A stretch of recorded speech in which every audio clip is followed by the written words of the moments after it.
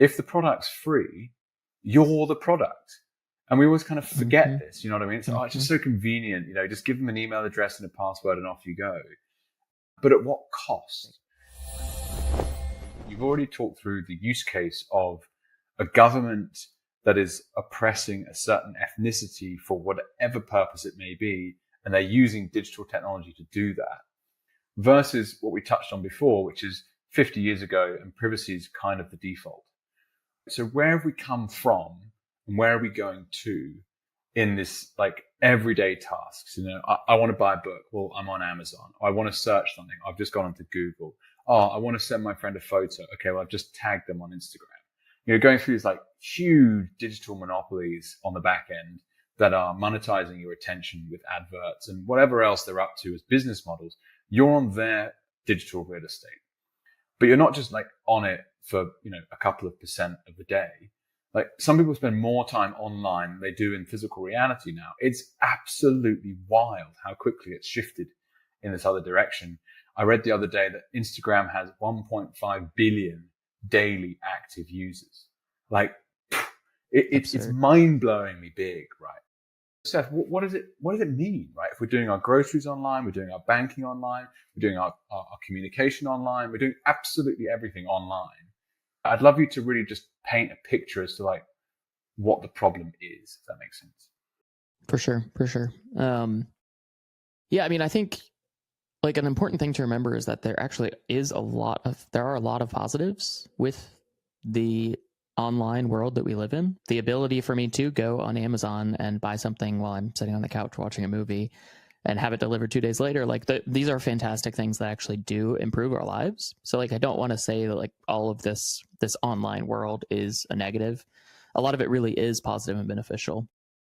But like I mentioned earlier, I think the biggest issue is that we came from this world of privacy being the default, and we shifted so rapidly into our lives being almost entirely online that I don't think many people gave it a conscious thought about like what this actually looks like. Because when you're faced with a new paradigm, it's just very difficult to think through what are all the ramifications. Like, what are the unknown unknowns of what this could actually mean for us individually as a society? And a lot of that stuff just wasn't thought through. Like, I don't think there's this huge malicious kind of like big brother out there who's coordinating everything perfectly to surveil and control. There certainly are some bigger bad actors, but the vast majority of this is just companies that saw like, I think we can make money by selling ads. Maybe if we personalize them more, we can make even more money because we can have a better click-through ratio for our ad providers. And a lot of it just comes from like, this is a clear monetization model for the internet. And it wasn't, I don't think, thought through as this way of like, oh, we also will know everything about people so that we can control what they do in the future, or so that we can oppress them in the future. But it started again just as like everyone was caught up in this paradigm and just started figuring out like how do I best build this out for me, or best build this out for my business. And so it quickly has some massive second and third order effects that cause problems. And I think like when you're thinking about your personal privacy in this, like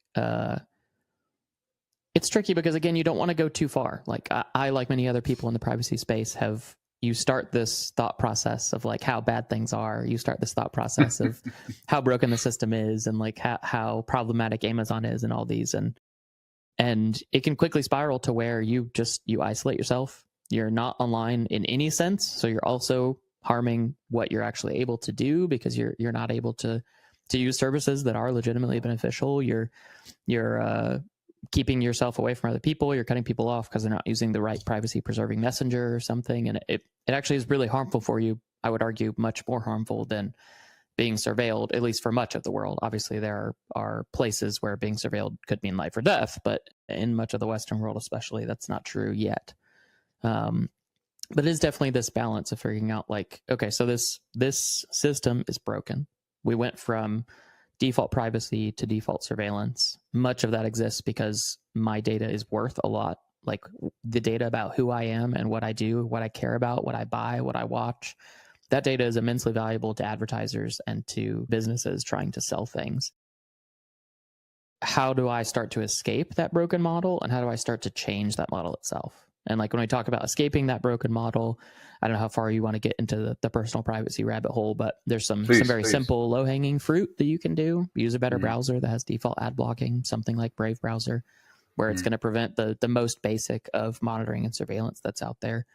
It could be use something like a better chat app like Signal, so that your direct private communications are not being surveilled by a third party like Facebook or Twitter.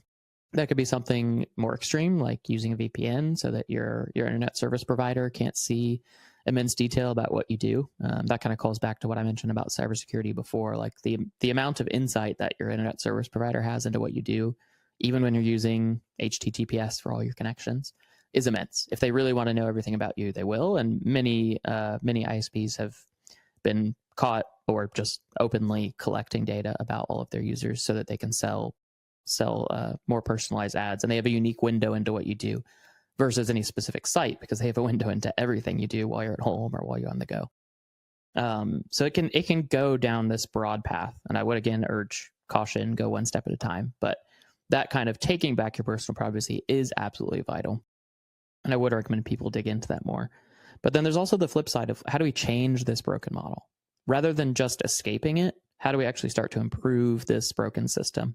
And like I said, I think much of the surveillance online is not by malicious government seeking to control you. Some of it certainly is. But much of it is just companies who have a business model that they built out that's easy for them, where it's just collect data, sell data. Like that, it's a simple model that works very well today for companies, and it allows them to not have to compete on having the best product, because they can compete on monopolies, they can compete on data sales, pushing up their bottom line. And so changing that model to me looks like using products and companies that don't operate on that model. I think a great example is like we touched on Google earlier. Google is the default search, and on Apple, it's the default go-to for many people today.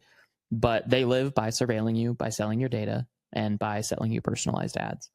If you want to break that monopoly, you can go use someone like Kagi, just Kagi, and it's $5 a month. They don't have any ads in their system. They don't operate on data collection. They're privacy centric at the core of what they do. And not only does that improve your own personal privacy, but when we fund companies who actually care about us as individuals, who actually care about giving us the choice of what data we're revealing to the world, we start to shift that paradigm away. If companies like that get enough funding, it starts to become clear to Google, Apple, et cetera, okay, this ad monopoly, this ad business is not going to last us forever. We're going to have to start shifting things. And I think you're starting to see some of that. Like if you look at Apple's marketing, if you look at a lot of the feature set that Apple's built out recently, it's built around personal privacy. It's built around end-to-end encryption, because they understand that this is actually something people want by and large. And this is actually something that's coming one way or another. And so they're trying to get ahead of it, whereas Google and others, I think, are often lagging a little bit more behind. But I think it's very important that not only do we reclaim our own personal privacy so we have choice, but we also support companies who are actually breaking out of this model, who are actually doing things the right way, use products, buy them, so that we can start to shift what that paradigm looks like as well. Awesome, Seth. Thank you for taking me through all that. And it's interesting. It's basically just a tiered set of steps. It's like how far down the rabbit hole do you want to go? And it's reminding me of when I went to, there's an event in Australia that I would go to called the Bitcoin Bush Bash, and it's held in different locations around Australia. And shout out to the guys that run that. And I went to my first ever one. I don't know if you ever come across Catan before, but he runs a business called Ministry of Nodes. Yeah, you know, absolute Catan. Legend. Good friend. Okay, awesome. Shout out to Catan. And he has this awesome presentation called, My Digital Fortress. And he's basically running you through all these different tools that he's got to help him get the fuck away from Google. Predominantly, it's Google.